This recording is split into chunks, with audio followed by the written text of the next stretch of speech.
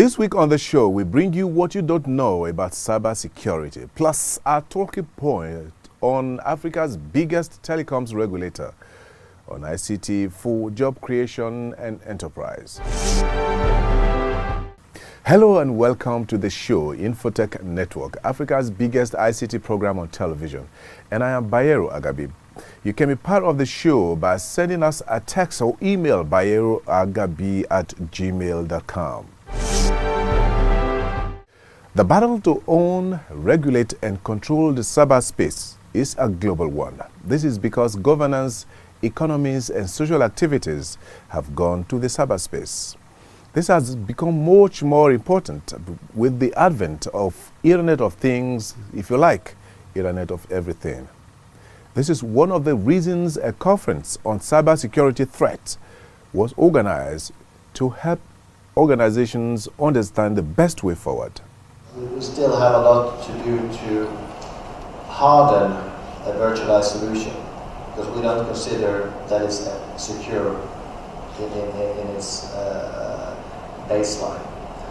The estimated annual cost of global cybercrime is over 100 billion, according to Malware. After several years of continuous growth of salient cyber warfare, data breaches literally hit home in 2013. That year alone, more than 500 million records of personal information, including names, emails, credit card numbers, and passwords, were stolen. It is against this backdrop and in a bid to forestall the apparent threats of cybersecurity that stakeholders at the 2016 Annual Cybersecurity Conference in Abuja shared their views on the need to be proactive in order to safeguard the possible collapse of enterprises and institutions. While sharing his thoughts, the Swedish ambassador to Nigeria, Mr. Infotech Network, pointed out that the challenges posed by cyber threats was one that should be of concern to everyone, stating that the signs were ominous in the 21st century as data information play an integral part with Internet as the key driver. With an increased digitalization in society, many benefits arise. Of course, many downsides also arise, such as breaches in personal data, bank credits and business secrets being stolen.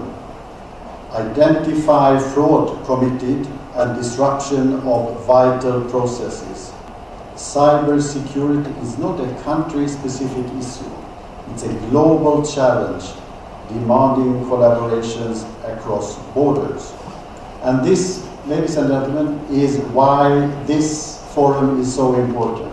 Some of the attendees at the event, including Commissioner of Police Abdullahi Chafe, in charge of Information Technology Force Headquarters, Abuja, said the police authority, having recognized the enormous importance of data and information security in this digital age, have decided to be proactive while identifying with relevant partners. We are making a lot of efforts with regard to cybercrime detection, investigation, and prosecution. We're having a lot of consultations with different sister agencies, the National Assembly, to come up with effective ways of combating this cybercrime. Keynote speakers at the event addressed Linde gave comparative insights to some preventive and reactive measures adopted in Sweden to develop necessary apparatus to counter cyber threats. This is happening all over the world, that operators have to collect the data and store the data for a certain period. The important thing here is, of course, to look into the privacy situation, because the operators will store millions and millions of records. The event later brought together security experts, IT professionals, thought leaders within the cybersecurity ecosystem, and members of the diplomatic corps to a warm reception and cocktail hosted by the Swedish ambassador to Nigeria, Mr. Infotech Network, at his official residence. Experts say, with the increasing level of broadband internet penetration and more data becoming accessible to Africans, and particularly in Nigeria, many more individuals, organizations, and institutions are becoming more vulnerable, hence the need for all hands to be on deck to tackle possible threats of cybersecurity. From cybersecurity, we move now to ICT capacity building. As the world, and Nigeria especially, continues to embrace ICT and its applications, the need for capacity building and skill development to cope with the changing dynamics is a major point of note to many. With this in mind, the National Information Technology Development Agency, NIDA, and its partner put together a training for the youth to help them meet up with the need of today's global economy. The need to catch them young and develop the necessary computer programming language and skills among students in secondary schools in Nigeria has again been stressed. In order to achieve this, software giants Microsoft Nigeria, in partnership with the Future Project and the Zaria Elizabeth Foundation, has set up in motion a project aimed at empowering 6,000 public school students in Abuja, in the Nigerian capital, with basic skills in Kudu, Minecraft, HTML, and CSS. The initiative took off during the week at the Federal Government Boys College, Akpo Kudu, in Abuja. Speaking at the event, the representative of the Acting Director General of National Information Technology Development Agency, NIDA, Mr. Wayowe, noted that as part of NIDA's mandate in human capital development, programs such as the Code 2 Create initiative would also provide job opportunities for the nation's teeming youth.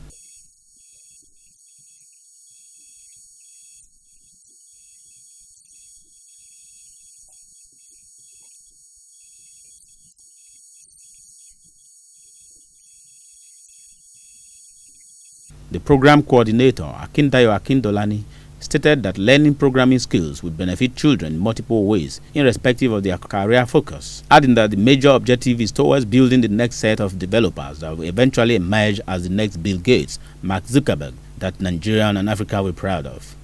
Citizenship Manager, Microsoft Nigeria, Olushola Amuson, said Microsoft believes if the company can inspire, enable and provide a conducive environment through digital literacy and coding skills, we are securing the nation's future.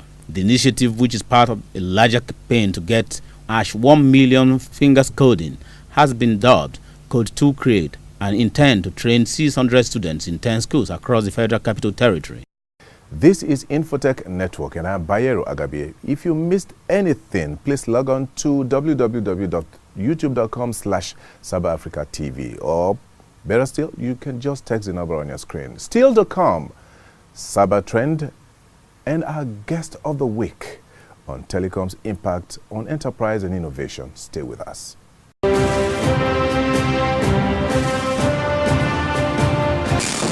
This is AIT Infotech Network, reaching you from Freetown in Sierra Leone, Accra, the Ghanaian capital, Addis Ababa in Ethiopia, Johannesburg in South Africa. We are in Cairo in Egypt, Tunis, the Tunisian capital, Cape Town in South Africa, reaching you from Dubai, Hanover in Germany, live from Chicago, Las Vegas in the United States of America, Kuala Lumpur in Malaysia. We are in Beijing, China, in London, England. AIT Infotech Network, bridging the digital divide. Thanks for staying with us. You're watching AIT Infotech Network, Africa's biggest ICT program on television, and I am Bayero Agabi. At this point, we'll serve you with Tech News of the Week, followed by Cyber Trend with Ugochi Emmanuel.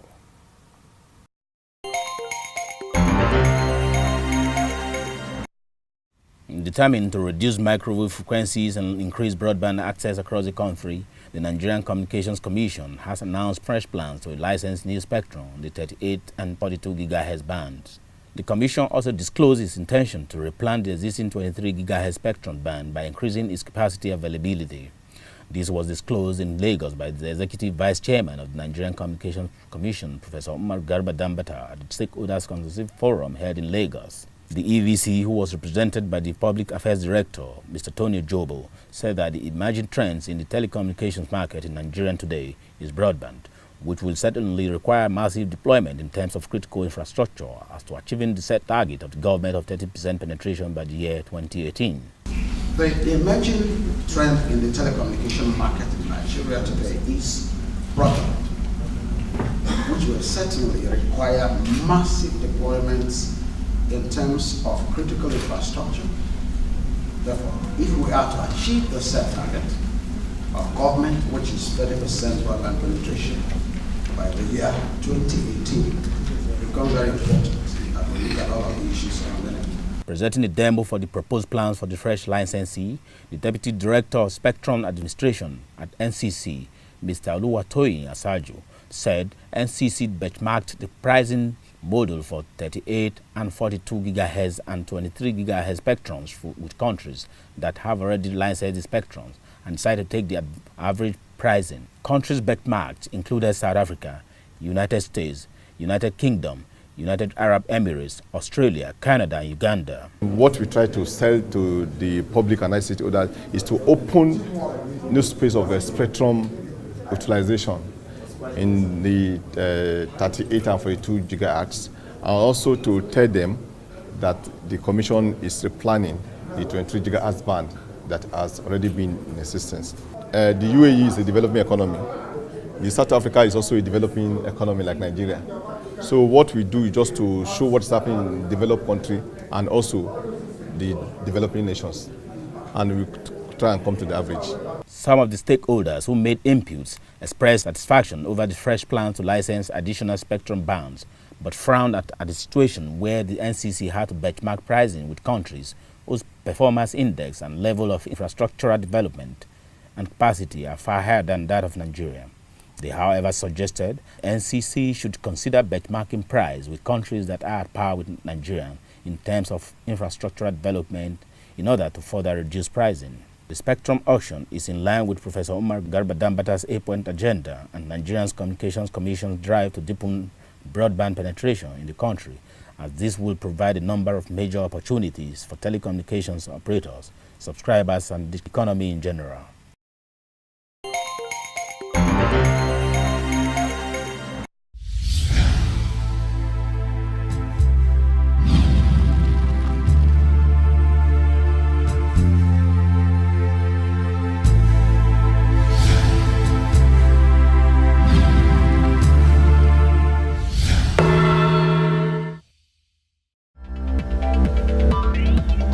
Hello everyone, my name is Victor Banjo.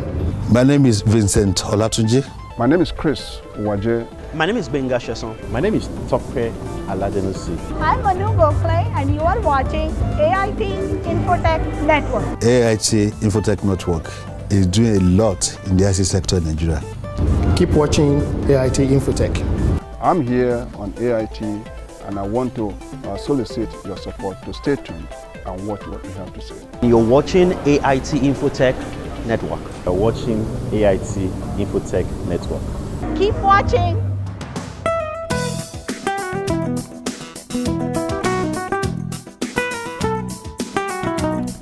Hello and welcome to this segment of the show where you're intimated with trending issues on the cyberspace. I am Ugochi Emmanuel. At this very junction, we will take a look at the well-recognized Nigerian actors. Over the years, they've been given great opportunities for them to showcase their acting skills and talents. They have also gained ways of becoming successful in life.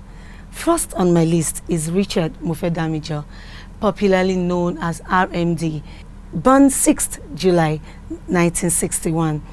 He is a Nigerian actor and a politician. In 2005, he won the African Movie Academy Award for Best Actor in a Leading Role. He is the former Commissioner for Culture and Tourism in Delta State. He attended Midwest College, Warri, and Anglican Grammar School, and was a member of the Drama Club. He enrolled in the University of Benin to continue his education and study theatre arts. In 1997, Richard returned to the university to study law at the University of Lagos and graduated in 2004. He took part in a television soap opera in the late 80s called Ripples. Before then, he had a stint with Concord newspapers and Metro magazine as a reporter. Out of Bounds was one of the first films for which he received a writer-producer credit. In 2005, at the maiden edition of the African Movie Academy Awards, Richard Mufedamijo won awards for Best Actor in a Leading Role. Secondly is Jim Iyke, a Nigerian actor and one of the stars of the movie Last Flight to Abuja alongside Omotola Jalade Akinde. He was born in September 25th, 1976 in Gabon. His parents are Mr. and Mrs. Stephen Okolwe, whose last name changed to Esomuga from Enugu Agidi town in Anambra State. He is the only boy in the family of 8 children. Jim Ike studied at the University of Jos, Plateau State, where he got a diploma in banking and finance and then a BSc in philosophy. He began acting in 2001. He's one of the highest paid actors in Nollywood and has appeared in over 150 films. He started a movie production company, Untamed Productions, in 2007. Jim Ike began his own music label, Untamed Records. He produced a first album titled Who Am I?, featuring some of the Nigerian's top musicians such as Two-Face Idibia and Sound Sultan. At number 3 is Nkem Owo, a Nigerian actor and comedian. In 2008, he won the African Movie Academy Awards for Best Actor in a Leading Role. This hilarious and comic actor is popularly known as Osofia. He is a wonderful and talented actor and also a great singer. A few years back, he came out with a song, Oyibo, I Go Chop Your Dollar. This song really circulated around Nigeria, which also brought fame to him. At number 4 is Desmond Elliot, a Nigerian actor, director, and a politician who has starred in over 200 films and a number of television shows and soap operas. He won Best Supporting Actor in a Drama at the 2nd African Magic Viewers' Choice Awards and was nominated for Best Supporting Actor at the 10th African Movie Academy Awards. He was elected as a lawmaker of the Lagos State House of Assembly, Surulere constituency, in the April 11, 2015 general elections. Elliot was born to a Yoruba father from Olowogbolo in Lagos Island, Lagos, and a mother from Ila in Oshimili North, Delta State. He received his primary education at Air Force Primary School and later attended St. John's College, both in Jos. In 2003, he graduated from Lagos State University, where he studied economics. He was born 4th February 1974. And finally, Ramsey Tokumbo Noah Jr., born 19th December 1970. He won the African Movie Academy Awards for Best Actor in a Leading Role in 2010. Noah was born to an Israeli father and a Yoruba mother who hails from Owo, Ondo State. He grew up in Surulere, Lagos, where he attended Atara Primary School and Community Grammar School. He obtained a diploma at the University of Lagos, after which he pursued a career in acting. This is a very charming man who happened to be on the top list. He has appeared in many films such as Silent Night. He won the African Movie Academy Awards for the Best Actor on the Leading Role in 2010. That is it on the show this week. I remain Ugochi Emmanuel. See you again same time next week.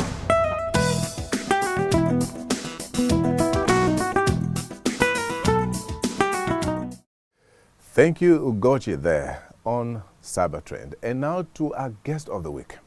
Since the liberalization of the telecoms industry in Nigeria in 2001, the growth and its impact have been phenomenal. From a teledensity of about 6% in 2001 to over 100%.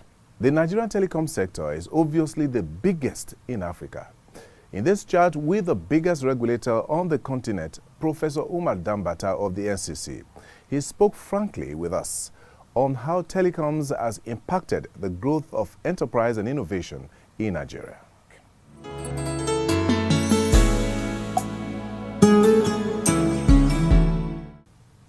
Hello, Professor Dambata. You're welcome to the program. Thank you very much, Byron. It's good to see you. Since you took over the leadership of the NCC, what would you say has been your major achievement? Well, thank you very much, Byron. I think my major achievement is unveiling our 8 8-point agenda. I remember you asking me about my vision for the industry. And I think we waited, thought deeply about what we should do for the industry. And I think there is unanimity of opinion within the Commission from my team that we should come up with a vision that will span over a period of 5 years. If I may quickly narrate items under the 8-point agenda, there is facilitation of broadband penetration. There is, in that agenda, protection and empowerment of consumers. There is optimizing the use and benefits of spectrum. And there are things even related to competition and inclusive, ICT growth, to mention but a few. So we have started already in implementing aspects of the plan. That's the good thing about this plan. Unconsciously, we started implementing the plan. And then when it came, components of the plan fall into place, in the implementation process. We must say it's either we're very lucky or we plan very well, or a combination of both. So as I'm talking to you now, we have started auctioning of spectrum that is necessary for deployment of broadband services. But these services cannot be hosted without appropriate infrastructure. And we have finished really developing the regulatory framework for deployment of broadband infrastructure. And very soon we're going to use this to license what we call infracos. The world over, the knowledge economy is becoming the alternative to maybe oil or natural resource today. In what ways can you say you're positioning the NCC to take charge of this kind of discussion or conversation? Well, I agree with you. I have said this at different fora on many occasions, that if the Nigerian government is looking for an alternative sector to oil and gas, then I see the telecommunications sector playing that important role of supplementing the oil and gas sector. And the reason why I'm saying this is we have many things going for us. We have the population, we have the enterprise, we have above all the motivation that is needed to drive the sector. And I'm saying this with all honesty. Look at the level of local content development that is happening. The Barge IT, the jobs in Nigeria, the Track C, all these are applications developed locally, and many more are coming. Only recently we rewarded young Nigerians who came up with contents that are local, contents that will be driving the economy in agriculture, in medicine, and so on and so forth. So the knowledge society that we talk about, we need to sit back and say, what is this society? It's a society that is driven by information, because the chain is that information leads to knowledge. You need to have any information of where the knowledge is. And if people claim, and rightly, that the internet is one massive repository of knowledge and of information, and therefore how do we make the internet accessible to play this vital role that we talk about of transforming the Nigerian economy into a system and by extension a knowledge-based economy. Okay, let me ask you this, Professor Ndambata. Is there any hope for the landlines in this country? I said when I assumed the duty that we need the landlines. You see, what is happening, the deterioration in quality of service is a result of the neglect, or the neglect of, fixed lines. Everybody, virtually every Nigerian uses the mobile lines. Okay, so there is a massive migration from this very, very important alternative, to mobile lines, the peak lines. That is what I'm talking about, to mobile lines, and we may not have the capacity, to be able to handle the massive migration from fixed to mobile lines. Most countries do it, concurrently. They maintain their old systems of communications, when in the days of analog communications, when digital communications, digital technology emerged, many countries did not just abandon their analog technology. The two coexisted for a while, and in many countries, I dare say, you still find analog technology side by side with digital technology. What we should have done is to ensure we sustain our fixed services, our fixed telecommunication services.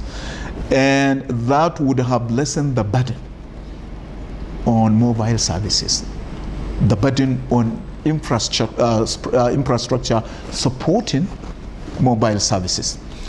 And I think we are gradually trying to resuscitate fixed telecommunication services. We would like to, through this medium, send an invitation to those who are interested in the offer we have, the offer of revitalizing, of resuscitating fixed telecommunication services, to please come forward and let us discuss how best we can do this. I must thank you very much for coming on the show. See you next week. Well, that is the show for the week. If you have any comments or suggestions, please send them to bayeroagabi@gmail.com, or better still, you can text the number on your screen. Until next week, when I join you again, I am Bayero Agabi. Peace.